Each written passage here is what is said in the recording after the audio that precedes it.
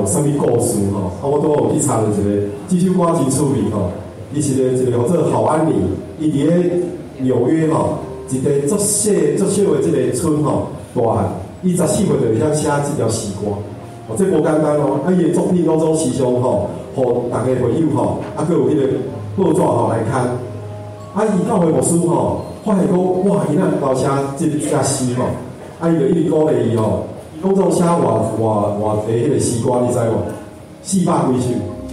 所以吼，我感觉我读到这个故事，我也感觉足感动的吼。伊这首歌吼是其中400几首的一首哦。伊伫咧吼19世纪哦，这是1870年的时阵咯。你看遐久的时间吼，伊是咧透早咧无音机出现的工课时阵吼，咱知影咱大家透早起来，刷来代志有够济。吼，你安那爱有耐心，嘛爱有听心。所以伫遐吼咧做吼，就想着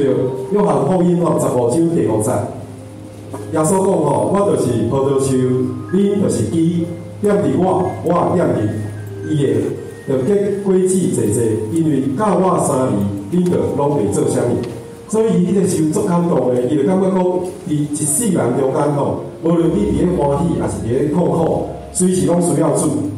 一生中间主是安尼接近，所以就写这条诗篇，我需要主来，咱做伙来。